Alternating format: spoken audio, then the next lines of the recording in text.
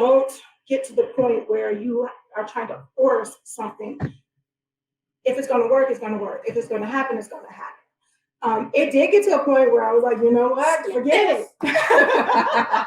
Whatever. But how did that change? It changes when you say, you know what, I know what I saw.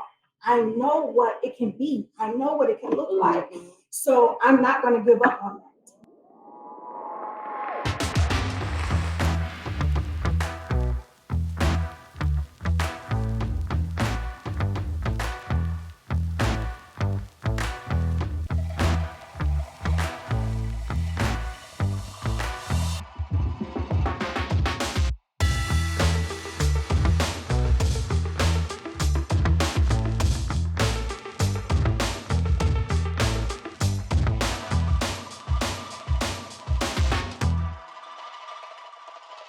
Training, but that's what my mentor told me. We can go in, sounds like, on that particular vein, but I truly wanted to talk to you guys and have you answer that question about the whole personal development piece individually and collectively, as a trio, because literally that sets the stage for everything else, right? So exactly. First, period. Go ahead, Sister Fatimah. Speak on it. That's it. And people ask us all the time, especially me, because they did something to me, and I'm like, oh, first of all, let's get that out there. Let's do a little house cleaning, y'all. We have to, as Muslims, we're so focused on the distractions of this world versus the qadar Allah. We either intentionally or unintentionally diminish the qadar Allah and disrespect it. And then we go, well, this hadn't happened and they wouldn't be here and these kids, and and I always say carry the two and the woo, right? Instead of focusing that energy, that good energy, on a good area of life, they go, oh, how did you do? And they want to jump over personal development and personal accountability. We like to say we grown in our community. Well, then we need to act like that, right? We need to act grown. We need to do what grown people do. And then ultimately we can do what kings and queens do.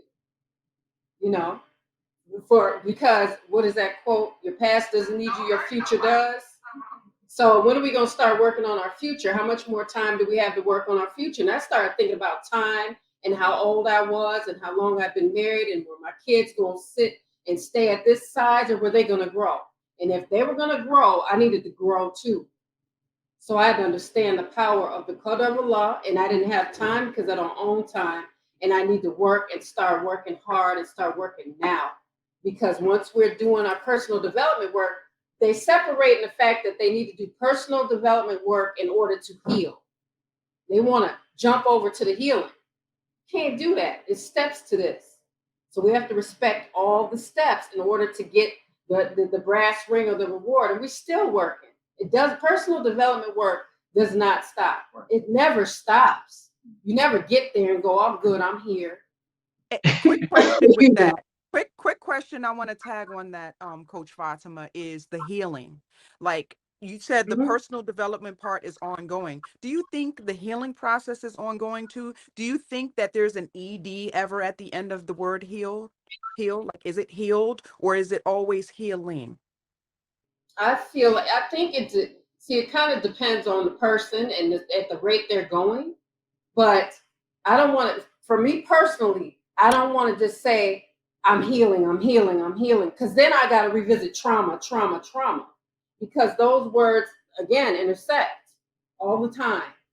So I like to lead with in the morning, okay, I healed over here. Now I'm going to go over here, heal on this. And I'm just going to keep going in different areas. But I might be done with okay, I have to heal from the gossip.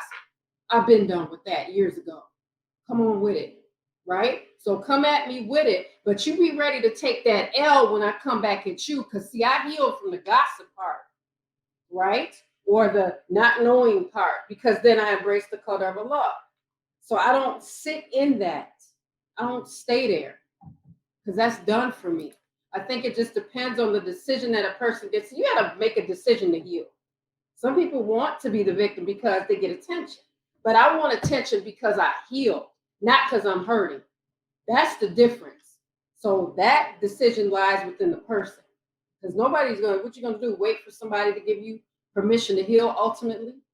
Well, it's time for you to heal now. You allowed, I gave you permission.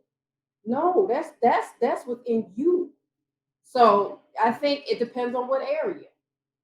But you can slow it down. You can slow down your healing by not doing the personal development work.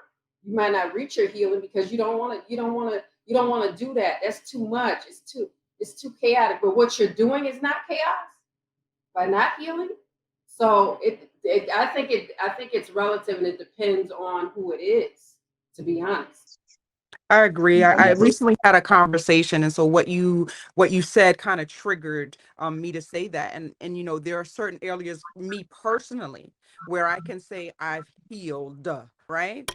But Right. for me, you know, for me, the word healing is I'm in a constant state of personal development, in a constant state of saying, Right. okay, I'm working on this particular area here. I'm working on this particular area here. For Sure. me, you know, there's something that I say to myself and, you know, even to the women that I coach, even in business, is that, you know, you want to leave this earth better than you were when you got here.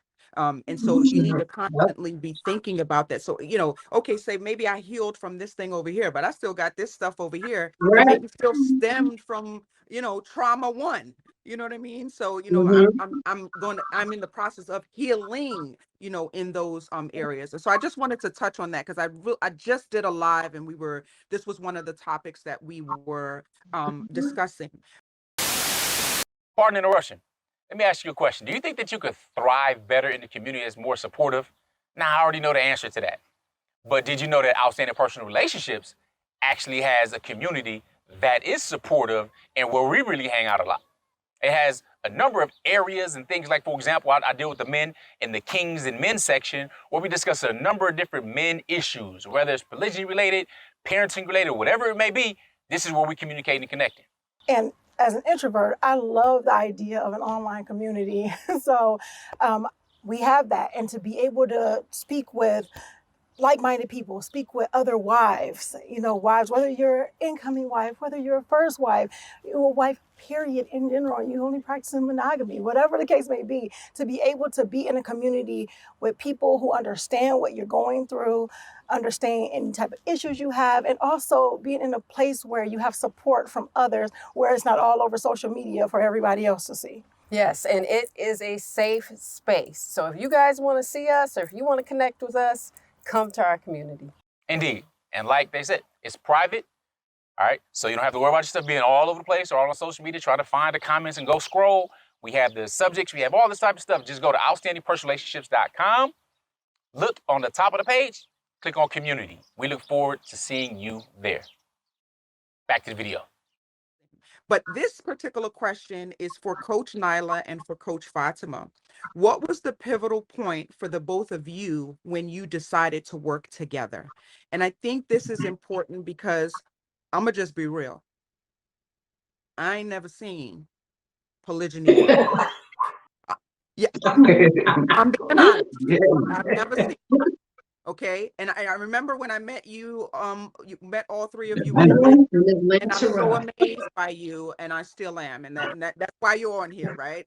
And you know, pray for all the success, you know, in the world and in the akhirah. I mean, but please, for those who may either be in polygyny and it's not working for the women, or they're about to embark on polygyny and they're trying to figure things out.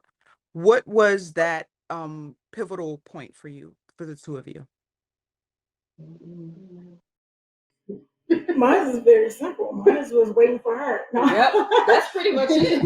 That's it. The thing is because people know the story. They know that when it came in, I had a particular idea of what it would look like, and what my co-wife would look like. I knew who she was, you know, so I just had a totally different idea.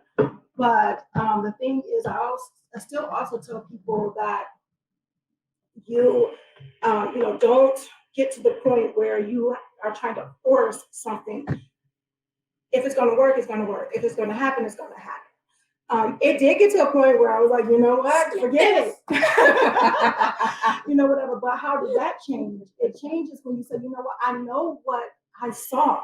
I know what it can be. I know what it can look like. Mhm. So I'm not going to give up on that, because I know who I saw in this person. I know that it could be some other things that need to be worked through or whatever the case may be, but I know that this person is the type of person that she is, that is not going to be something that she's going to allow certain things or unknown things to stop her from getting something that is beneficial, or whatever the case may be. And I won't either. So when that was the case with me, when I was like, okay, well, forget it, in my own head, because I was dealing with my stuff on my own for the most part. And I was just like, you know what? Eventually, and it was a time when even Coach Nyla was like, you already know what you wanted, what it was. So it was a reminder as well, So sometimes you have to get a reminder of what you saw, what you thought, and what you want. And the thing is still giving, because it's two people involved, there's another person involved. You can't force your growth or your timing on someone else. If they're not ready, they're not ready. So my thing was that I'm going to keep working on me.